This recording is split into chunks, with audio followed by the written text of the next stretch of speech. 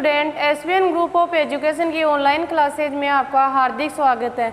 तो हमारा पर्यावरण अध्ययन शिक्षण फर्स्ट ईयर का टॉपिक चल रहा है। तो उसमें हमारा चल रहा है कि पाठ्यक्रम क्या है, पाठ्यक्रम की विशेषताएं कौन कौन सी है, पाठ्यक्रम के तत्व कौन कौन से हैं। तो पिछले अध्याय में हमने क्या पढ़ा था, पाठ्यक्रम की विशेषताएं और पाठ्यक्रम के अध्ययन क्षेत्र। तो पाठ्यक्रम के तत्व में कौन कौन से आ गए थे, शिक्षा का अध्ययन क्षेत्र आ गया था, परीक्षा उसका पृष्ठ पोषण आ गया था, उसकी परीक्षण प्रक्रिया या आ गई थी।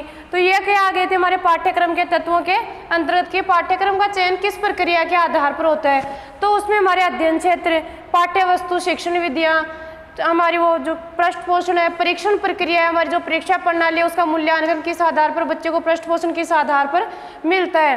तो आप देखते हैं कि पाठ्यक्रम को घटक है, 5-6 घटक है जो क्या करते हैं, पाठ्यक्रम को प्रभावित करते हैं। वो 5-6 घटक कौन कौन से हैं। पहला है उसमें शिक्षा प्रणाली, पहला कौन सा है, शिक्षा प्रणाली। दूसरा है इसमें परीक्षा प्रणाली, दूसरा कौन सा है, परीक्षा प्रणाली।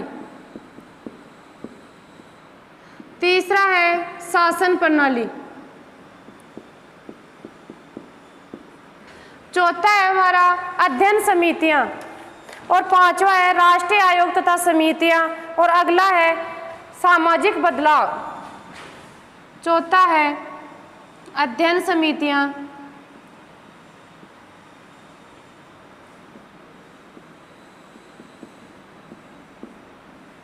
अध्ययन समितियां, अगला है हमारा शासन प्रणाली, राष्ट्रीय आयोग तथा समितियां,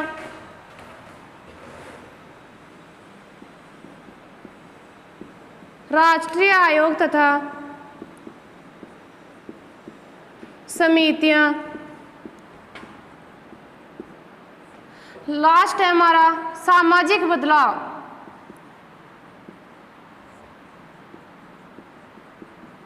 ये 6 कारक हैं जो हमारे क्या कर रहे हैं, पाठ्यक्रम को प्रभावित कर रहे हैं। पाठ्यक्रम को प्रभावित अब देखते हैं हम कि शिक्षा प्रणाली कैसे करेगी, परीक्षा प्रणाली, परीक्षा में कैसे होता है कि परीक्षा में इसका बेस होता है, जैसे वस्तुनिष्ठ होता है, प्रश्नों का आधार एक होता है निबंधात्मक। तो कौन से इसमें ज़्यादा वेरीफाई है कि उसके मूल्यांकन के आधार पर कौन से ज़्यादा उचित है और कौन सा अनुचित है।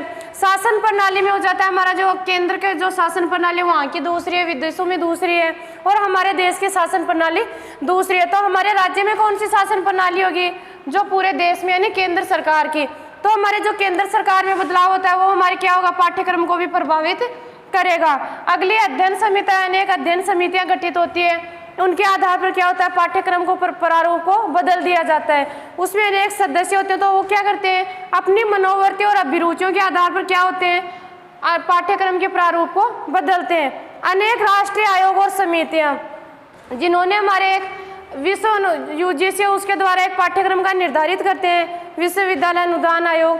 तो इसमें क्या हो जाता है, एक माध्यमिक स्तर पर अलग सिलेबस तैयार किया जाता है, प्राथमिक स्तर पर अलग सिलेबस तैयार किया जाता है। तो इसमें एक सामाजिक बदलाव, सामाजिक बदलाव में क्या होगा कि बच्चे के जैसे इस प्रकार प्रभाव पाठ्यक्रम से प्रभावित होगा तो सामाजिक बदलाव में क्या होगा, उसके आर्थिक परिवर्तन की गति भी क्या होगी, अधिक तीव्र होगी। अगर उसके पाठ्यक्रम में बार बार बदलाव हो रहा है तो उसे आर्थिक परिवर्तन में क्या होगा, गति उसकी तेज होगी। तो पहला पढ़ते हैं हम शिक्षा प्रणाली। पहला हम पढ़ते हैं इसके पर्यावरण के पाठ्यक्रम के घटक है उसमें शिक्षा प्रणाली की। शिक्षा प्रणाली पाठ्यक्रम को किस प्रकार प्रभावित कर रही है। अब पाठ्यक्रम क्या है, पाठ्यक्रम का संपादन किस में होता है, शैक्षिक और सामाजिक परिस्थितियों में। अब पाठ्यक्रम का संपादन किस में किया जाता है,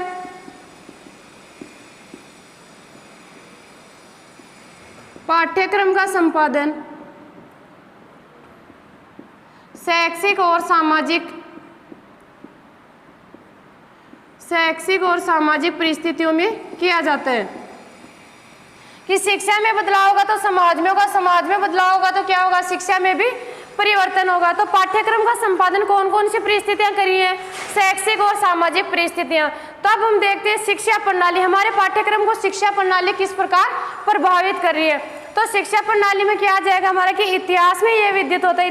इतिहास क्या गवाह है, इतिहास गवाह है कि अतीत से क्या हो रहा है, अतीत से ही पाठ्यक्रम और शिक्षा का गहन अध्ययन है। पाठ्यक्रम और शिक्षा में क्या है? गहन संबंध। पाठ्यक्रम और शिक्षा में गहन संबंध है। पाठ्यक्रम और शिक्षा क्या है?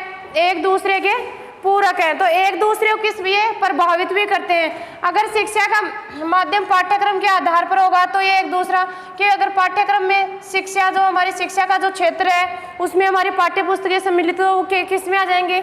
शिक्षा में। तो पाठ्यक्रम में बार बार बदलाव होगा तो शिक्षा क्या होगी? प्रभावित होगी। तो इससे हमारा क्या होगा? ये क्या करते हैं? एक दूसरे को प्रभावित करते हैं। अब पाठ्यक्रम क्या रहा है? लचीला और परिवर्तनशील। पाठ्यक्रम की दूसरी क्या है? ये क्या है? लचीला और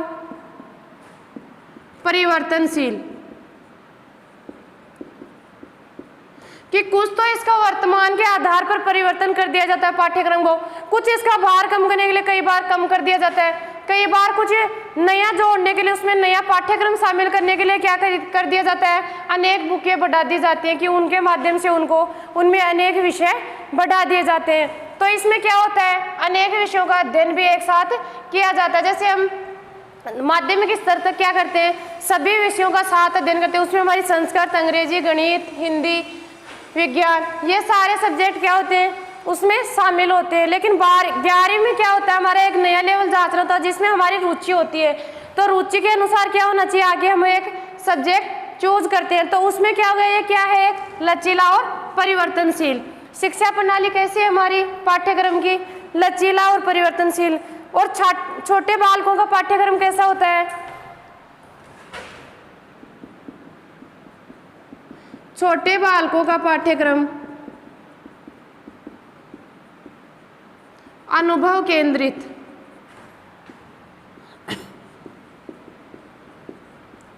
छोटे बालकों का पाठ्यक्रम कैसा होता है? अनुभव। क्यों? कुछ वो घर से सीख के आते हैं, कुछ समाज से, कुछ परिवार से, कुछ सीख के आते हैं। तो उन्हें उनका पहले का लेवल भी कैसा होता है कि उसी के अनुसार जो कुछ वो समाज में परिवार में सीख रहे हैं वही भाषा और वही शब्दों का प्रयोग उसे कहाँ मिलेगा? उसका लेवल के अनुसार उसका अनुभव बोलेगा। तो उसे क्या होगा? जल्दी समझ में आएगा। और माध्यमिक स्तर का लेवल स्तर का पाठ्यक्रम क्या होता है? माध्यमिक स्तर का पाठ्यक्रम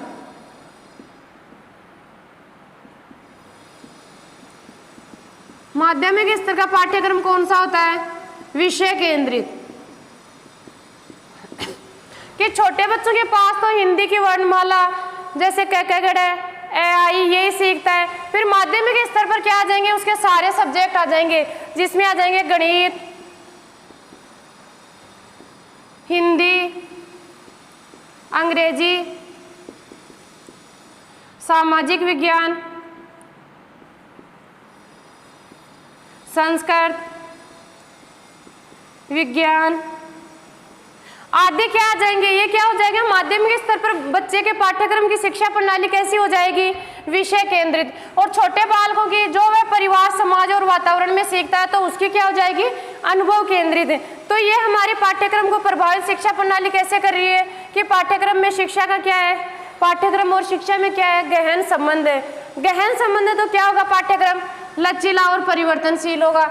लचीला और परिवर्तनशील होगा तो छोटे बालकों का पाठ्यक्रम तो क्या किस पर निर्धारित किया है? अनुभव केंद्रित। और माध्यमिक स्तर पर विषय केंद्रित, क्योंकि वह अनेक विषयों का ज्ञान एक साथ पाता है कि 10वीं तक क्या होता है उसका माध्यमिक स्तर पर उसे सारे विषयों का ज्ञान होता है। लेकिन 11वीं में आगे उच्च माध्यमिक स्तर पर क्या हो जाता है? बच्चे का एक उसका रुचि का केंद्र यानी उसका रुचि का क्षेत्र में वो आगे बढ़ता है, अपनी रुचि के अनुसार विषय का चुनाव करता है। अगली देखते हैं परीक्षा प्रणाली।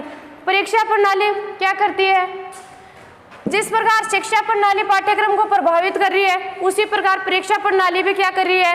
पाठ्यक्रम को प्रभावित कर रही है। अब पाठ्यक्रम को प्रभावित कैसे कर रही है कि इसमें निबंधात्मक परीक्षा का स्वरूप वस्तुनिष्ठ परीक्षा से बिल्कुल भिन्न प्रकार का होता है।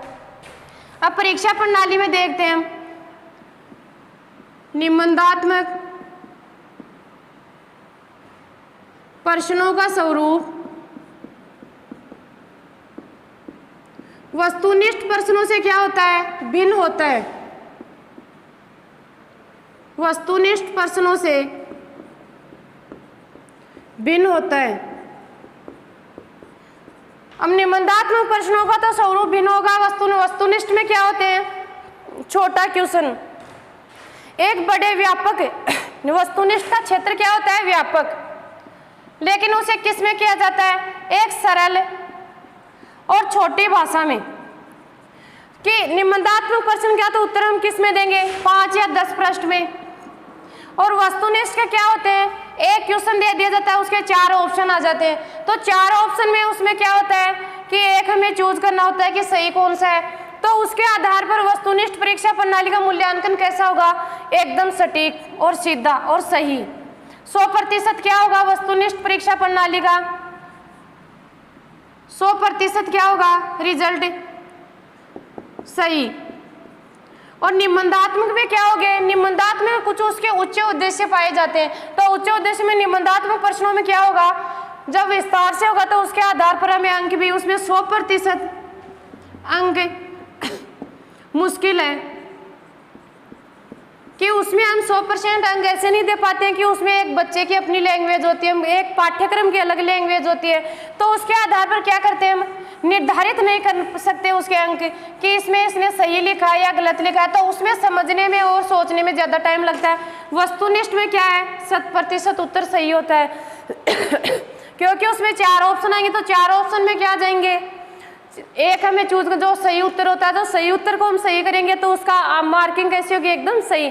तो निबंधात्मक प्रश्नों का लेवल क्या होता है, व्यापक, और इसका क्या होता है, छोटा। तो ये क्या हो गई, एक दूसरे से प्रणाली क्या हो गई, भिन्न हो गई। निबंधात्मक प्रश्नों का स्वरूप क्या हो गया, वस्तुनिष्ठ प्रश्नों से भिन्न हो गया। अब वस्तुनिष्ठ प्रश्न क्या होते हैं कि निबंधात्मक परीक्षा में किसका मापन किया जाता है, निबंधात्मक प्रश्न में उच्च उद्देश्यों का मापन किया जाता है। उच्च उद्देश्य मतलब बच्चा बड़ा उत्तर लिखेगा तो उसमें कुछ वह अपने मन की लैंग्वेज भी लिखेगा और कुछ किताब के विचार भी लिखेगा। तो उसमें उसके क्या हो गए, उच्च के सोचने वाले या उत्तर देने वाले के लिए क्या हो गया, उसका एक बच्चे का लेवल उच्च हो गया। और वस्तुनिष्ठ पर क्या हो गया, इसमें बच्चे के निम्न उद्देश्य हो गए। इसका क्षेत्र तो व्यापक है वस्तुनिष्ठ का, लेकिन उद्देश्य क्या हो गए, निम्न हो गए। तो निम्न उद्देश्य हो गए तो उसका एक लक्ष्य तक पहुंचने के लिए उसे कौन सी विधि अच्छी लगेगी, वस्तुनिष्ठ वाली। वस्तुनिष्ठ में क्या होता है, मार्किंग करना एकदम 100% सही निकलती है। तो वस्तुनिष्ठ में पाठ्य वस्तु के व्यापक स्वरूप, वस्तुनिष्ठ में क्या किए जाते हैं, पाठ्य वस्तु के व्यापक स्वरूप प्रश्न पूछे जाते हैं। व्यापक स्वरूप प्रश्न पूछे जाते हैं। तो इसमें क्या आ गए कि निबंधात्मक प्रणाली में उच्च उद्देश्य और निबंधात्मक प्रणाली वस्तुनिष्ठ प्रश्नों से क्या है, भिन्न है। तो ये हो गई हमारी परीक्षा प्रणाली। परीक्षा प्रणाली के 2 प्रश्नों के आधार हो गए, एक तो वस्तुनिष्ठ और दूसरा निबंधात्मक प्रश्न। निबंधात्मक प्रश्न में क्या होते हैं, उच्च उद्देश्य होते हैं विद्यार्थियों के, और वस्तुनिष्ठ में निम्न उद्देश्य होते हैं। तो निम्न उद्देश्य में क्या होता है कि पाठ्य वस्तु के व्यापक स्वरूप प्रश्न होते हैं। अगला देखते हैं हम अध्ययन समिति। अगला है हमारा शासन प्रणाली, तीसरा घटक है शासन प्रणाली। तो शासन प्रणाली में क्या होता है कि शिक्षक द्वारा राष्ट्र तथा समाज की आवश्यकता की पूर्ति होती है। तीसरा है हमारा शिक्षा प्रणाली, शासन प्रणाली। तो शासन प्रणाली में क्या होता है, शिक्षा और राष्ट्र का, शासन प्रणाली में शिक्षा द्वारा राष्ट्र तथा समाज की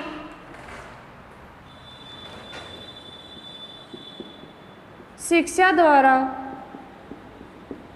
राष्ट्र तथा समाज की आवश्यकता की पूर्ति होती है।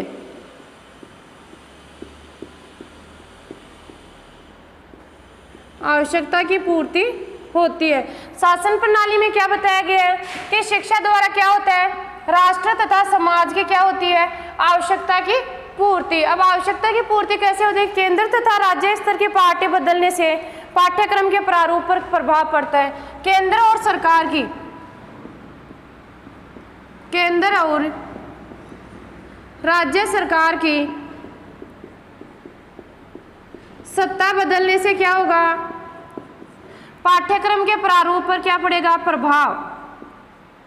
पाठ्यक्रम के प्रारूप पर प्रभाव पड़ेगा। तो ये क्या हो गया हमारा शासन प्रणाली में। शिक्षा क्या है, राष्ट्र तथा समाज की आवश्यकता की पूर्ति होती है।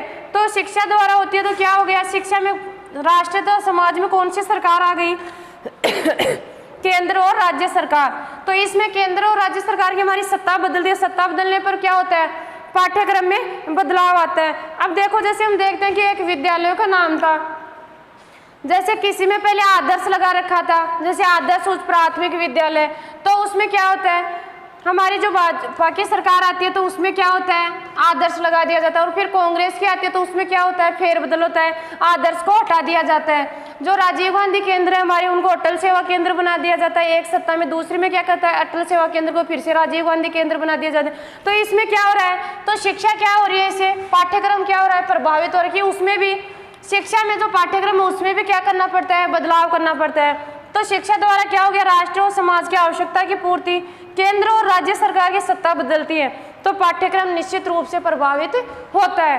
तो आगे देखते हैं, जैसे रूस में एक है, पाठ्यक्रम में क्या है, प्रारूप विशिष्ट को, पाठ्यक्रम के विशिष्ट प्रारूप को। अब हमारे जो पाठ्यक्रम के विशिष्ट प्रारूप है, जो पाठ्यक्रम का विशिष्ट प्रारूप है, पाठ्यक्रम का विशिष्ट प्रारूप है, उसे बदलने का श्रेय ज्यादा किसको जाता है, केंद्र सरकार को।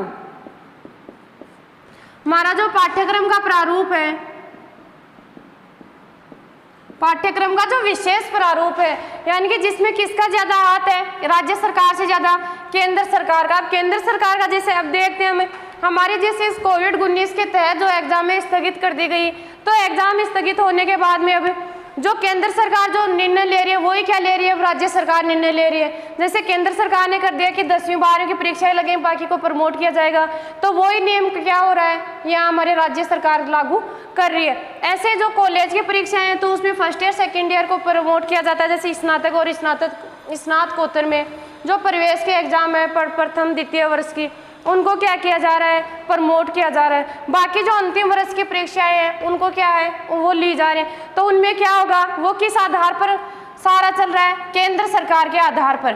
तो पाठ्यक्रम का विशेष प्रारूप पाठ्यक्रम के विशिष्ट प्रारूप को सबसे ज्यादा प्रभावित कौन करती है, केंद्र सरकार। तो केंद्र सरकार हमारी क्या है, परीक्षा प्रणाली, इसको शासन प्रणाली को अधिक प्रभावित हो रही है। तो भारत में यह राज्य या प्रदेश द्वारा व्यवस्थित होती है। अब भारत में क्या होता है,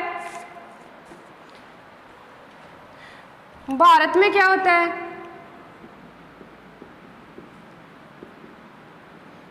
राष्ट्र या प्रदेश द्वारा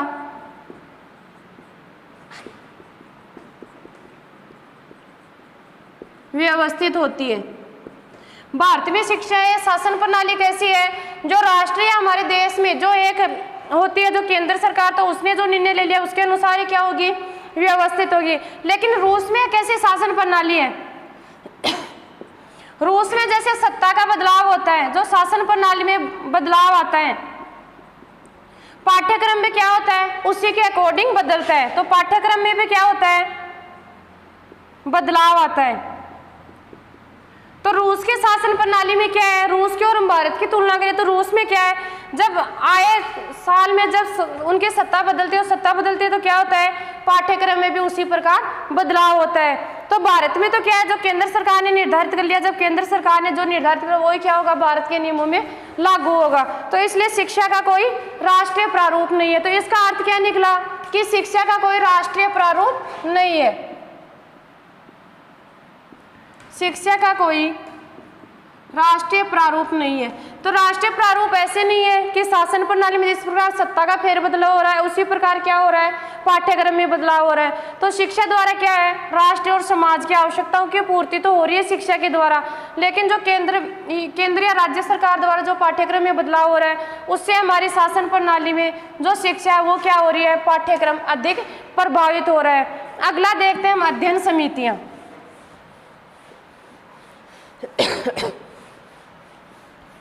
अगला टॉपिक है हमारा अध्ययन समितियां। तो अध्ययन समितियां में हम देखते हैं कि पाठ्यक्रम का निर्माण किसके द्वारा होता है, अध्ययन समितियों के द्वारा। पाठ्यक्रम का निर्माण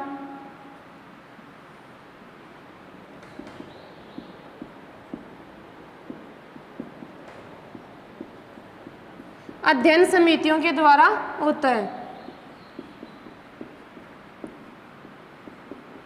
अब ऐसे तो है नहीं कि पाठ्यक्रम जो हम पढ़ा रहे हैं जैसे हर कोई ने अपने आधार पर कोई सिलेबस या पाठ्यक्रम तैयार कर दिया। इसके लिए क्या होता है कि एक समिति या किसी आयोग का गठन किया जाता है। उस आयोग में अनेक विद्वान और शिक्षकगण बैठते हैं, बड़े बड़े जो कुछ डिग्रीधारी होते हैं। वो शिक्षक क्या होते हैं, डिग्रीधारी, उनके पास अनेक प्रकार की डिग्री और अनेक प्रकार के अनुभव होते हैं। तो उन अनुभवों के आधार पर वो क्या करते हैं, पाठ्यक्रम का निर्धारण करते हैं। तो इसमें क्या है कि पाठ्यक्रम के निर्माण के लिए क्या होती है अनेक प्रकार की अध्ययन समितियां। तो विभिन्न स्तर पर क्या होगी, अध्ययन समितियों द्वारा पाठ्यक्रम का निर्माण।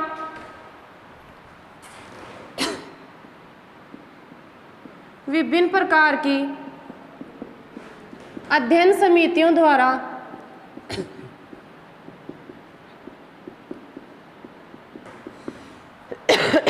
विभिन्न प्रकार के अध्ययन समितियों द्वारा क्या किया जाता है, पाठ्यक्रम निर्माण तथा सुधार किया जाता है। इसमें क्या हो रहा है, पाठ्यक्रम का निर्माण और सुधार।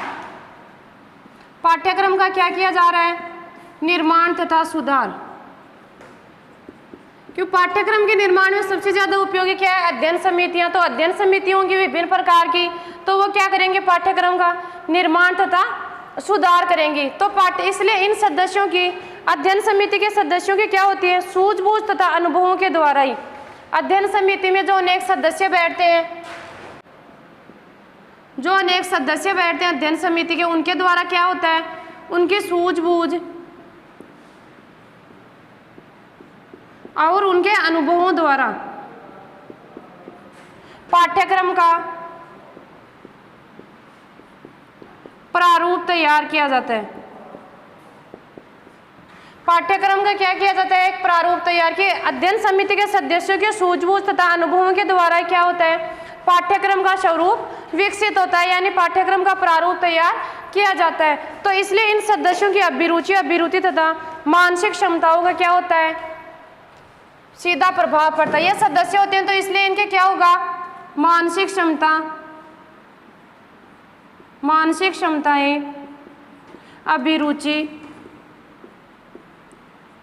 अभिवृत्ति आदि का क्या होगा, पाठ्यक्रम पर सीधा प्रभाव पड़ेगा। क्या होगा, पाठ्यक्रम पर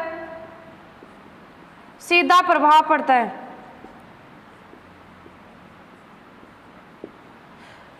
जो निर्माण करते हैं पाठ्यक्रम का निर्माण, जो अध्ययन समिति में जो विभिन्न सदस्य होते हैं वो क्या करते हैं, सूझबूझ अपने अनुभव द्वारा क्या करते हैं, एक पाठ्यक्रम का प्रारूप तैयार करते हैं। पाठ्यक्रम का प्रारूप तैयार करते हैं तो उसके क्या होगा, प्रारूप तैयार करेंगे तो उसमें क्या होगी, उन सदस्यों की मानसिक क्षमताएं, अभिरुचि, अभिवृत्ति, इनके द्वारा क्या होगा, इनका सीधा प्रभाव किस पर पड़ेगा, पाठ्यक्रम पर पड़ेगा।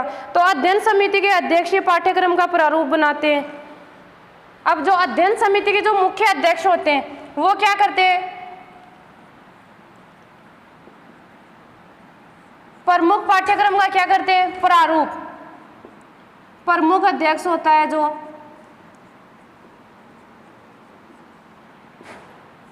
पाठ्यक्रम का प्रारूप तैयार करता है।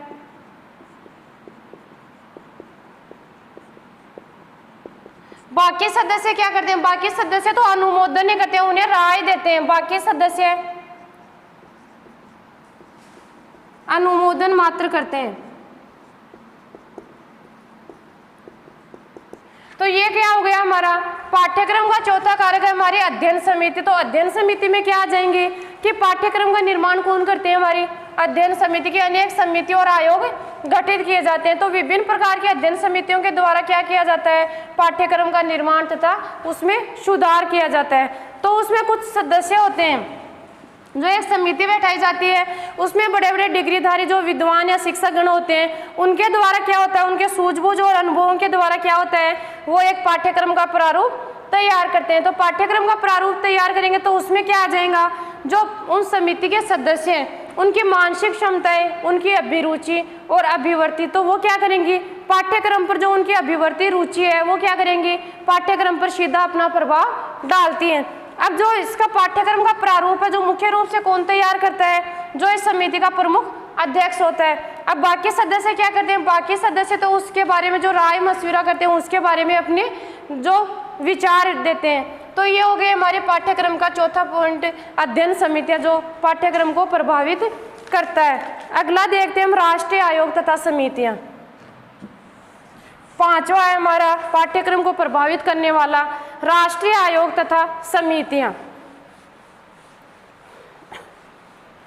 अब राष्ट्रीय आयोग तथा समितियों के अंतर्गत शिक्षा में सुधार करने के लिए क्या किया गया है, राष्ट्रीय आयोग तथा समितियां गठित की गई हैं। शिक्षा में सुधार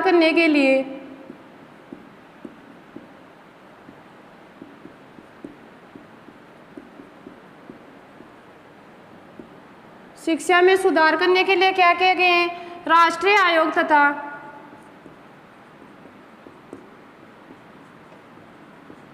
समितियां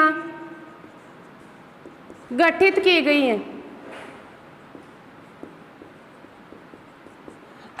शिक्षा में सुधार के यानी पाठ्यक्रम में सुधार के लिए क्या किया गया है, अनेक समिति और आयोग का गठन किया गया है। तो भारत में स्वतंत्रता के बाद क्या हुए, अनेक आयोग गठित किए गए। ये शिक्षा में सुधार करने के प्रयास कब किए गए, स्वतंत्रता के बाद।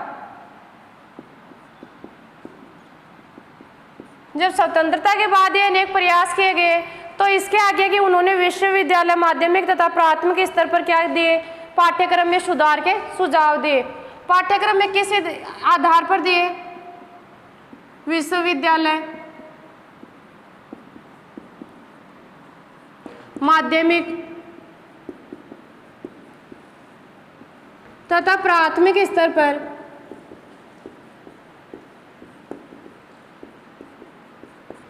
पाठ्यक्रम में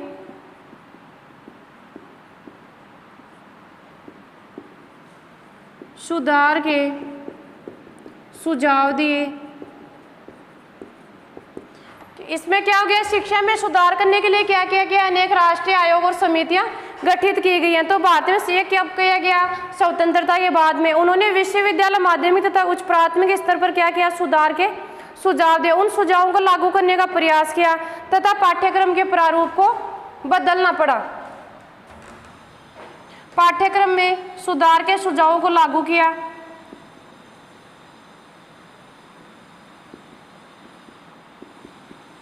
अब सुझाव लागू किया तो क्या करना पड़ेगा, पाठ्यक्रम के प्रारूप को भी क्या करना पड़ेगा, बदलना पड़ेगा। पाठ्यक्रम के प्रारूप को बदलना पड़ा। तो इससे क्या हुई, हमारी शिक्षा प्रणाली क्या हुई, प्रभावित हुआ। हमारा पाठ्यक्रम क्या हुआ, प्रभावित हुआ। तो इसमें क्या है कि राष्ट्रीय शिक्षा नीति है, राष्ट्रीय शिक्षा नीति ने क्या किया, व्यावसायिक शिक्षा को अधिक महत्व दिया। इसके अंतर्गत क्या किया, जो हमारी राष्ट्रीय शिक्षा नीति है,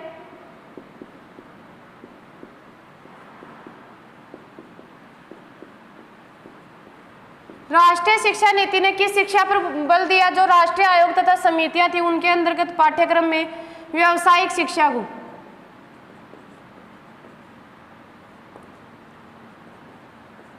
जो राष्ट्रीय शिक्षा नीति थी उन्होंने व्यावसायिक शिक्षा पर बल दिया और आगे जो हमारी माध्यमिक स्तर पर व्यावसायिक पाठ्यक्रम का प्रारूप विकसित किया। माध्यमिक स्तर पर क्या किया, माध्यमिक स्तर पर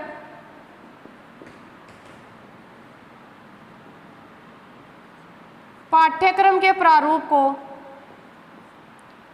विकसित किया। तो ये क्या हो गया, राष्ट्रीय शिक्षा नीति के अनुसार तो पाठ्यक्रम में क्या जोड़ा गया, व्यावसायिक शिक्षा को जोड़ा गया कि इस शिक्षा को किससे जोड़ा जाए, व्यवसाय से, जिससे क्या होगा, आगे मानव जीवन प्रभावित नहीं होगा या पाठ्यक्रम भी प्रभावित नहीं होगा। तो माध्यमिक स्तर पर क्या हुआ, पाठ्यक्रम के प्रारूप को विकसित किया। तो इसके आगे देखते हैं कि शिक्षा के आयोग तथा समिति के सुझाव भी क्या है। अब जो शिक्षा में जो आयोग या समिति के सुझाव ये भी क्या करें, हमारे पाठ्यक्रम को क्या करें, प्रभावित करें, पाठ्यक्रम को प्रभावित करें। तो ये आ गया हमारा राष्ट्रीय आयोग तथा समितियां, जो हमारा पांचवा था पर्यावरण, ये क्या, पाठ्यक्रम को प्रभावित करने वाला घटक। तो इसमें इसको किस कारण लागू किया गया था, राष्ट्रीय आयोग तथा समितियों को शिक्षा में सुधार करने के लिए राष्ट्रीय आयोग तथा समितियां गठित की गई। ये राष्ट्रीय आयोग तथा समितियां कब गठित की गई, स्वतंत्रता के बाद। अब स्वतंत्रता के बाद में किस किस स्तर पर किया गया, प्राथमिक स्तर पर, माध्यमिक स्तर पर और विश्वविद्यालय आयोग के स्तर पर। तो इसमें क्या किए, इन्होंने क्या क्या सुझाव दिए, जो समिति गठित की गई उसमें पाठ्यक्रम के सुधार के सुझाव दिए। जो उन सुझावों को लागू किया तो क्या करना पड़ा, हमें पाठ्यक्रम में बदलाव करना पड़ा, पाठ्यक्रम के प्रारूप को क्या करना पड़ा, बदलना पड़ा। अब फिर एक नई राष्ट्रीय शिक्षा नीति थी। नई राष्ट्रीय शिक्षा नीति में कौन सी शिक्षा पर बल दिया, हमारी व्यावसायिक शिक्षा पर। और माध्यमिक स्तर पर किसको किया, पाठ्यक्रम के प्रारूप को विकसित करने का प्रयास किया। अब अगली देखते हैं हम सामाजिक बदलाव। सामाजिक बदलाव में क्या होगा, आर्थिक परिवर्तन की गति क्या है, अधिक तेज है। लास्ट है हमारा पाठ्यक्रम को प्रभावित करने वाला कारक, इसके अंतर्गत है सामाजिक बदलाव। तो सामाजिक बदलाव में क्या हो जाएगा, हमारे आर्थिक गति है जो समाज की, उसमें क्या आ जाएगा, उसकी गति तीव्र है। इसमें क्या है, आर्थिक परिवर्तन की गति अधिक तीव्र है। सामाजिक बदलाव के अंतर्गत आर्थिक परिवर्तन की गति अधिक तीव्र है। कि समाज में बदलाव होगा तो पाठ्यक्रम में भी बदलाव होगा, तो इसमें क्या होगा, आर्थिक स्तर पर भी क्या होगा, प्रभावित होगा। विज्ञान तथा तकनीकी ने सामाजिक जीवन को, अब इसमें आर्थिक परिवर्तन में किसने, पाठ्यक्रम को कौन सी चीजों ने प्रभावित किया गया है, विज्ञान तथा तकनीकी युग ने पाठ्यक्रम को प्रभावित किया है। विज्ञान तथा तकनीकी युग के द्वारा क्या हुआ है, पाठ्यक्रम में अधिक प्रभावित हुआ है। जीवन को अधिक किसने को किया है, उसने सामाजिक बदलाव हुआ है। तो पाठ्यक्रम में किसको ज्यादा प्रभावित हुआ है, मनुष्य का सामाजिक जीवन। अगर विज्ञान और तकनीकी जो हमारे पाठ्यक्रम में जोड़ा गया तो इससे क्या हुआ, मानव का क्या हुआ, सामाजिक जीवन अधिक प्रभावित हुआ। तो इसके आगे हम देखते हैं, इसलिए व्यावसायिक पाठ्यक्रमों के साथ तकनीकी के प्रशिक्षण, कंप्यूटर संबंधी नए पाठ्यक्रम विकसित किए जा रहे हैं। अब क्या किया जा रहा है, जो व्यावसायिक पाठ्यक्रम है हमारे,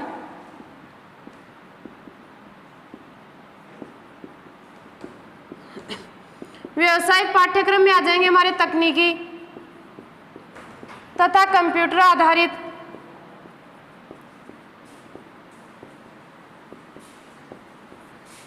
तकनीकी तथा जो कंप्यूटर आधारित जो हमारा पाठ्यक्रम है उसमें क्या आ जाएगा, उसके संबंधित नए पाठ्यक्रम विकसित किए जाएंगे। इसके आधार पर क्या किया जाएगा, नया पाठ्यक्रम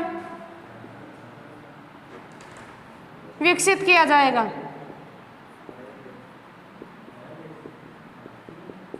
तो इसमें क्या हो गया, हमारा व्यवसायिक पाठ्यक्रम जो सामाजिक बदलाव, उसमें हमारा आर्थिक व्यवसाय भी प्रभावित हो रहा है। तो इस प्रकार शिक्षा के अंतर्गत दूरवर्ती शिक्षा प्रणाली, अब शिक्षा में कौन सी शिक्षा प्रणाली आ गई, दूरवर्ती शिक्षा प्रणाली।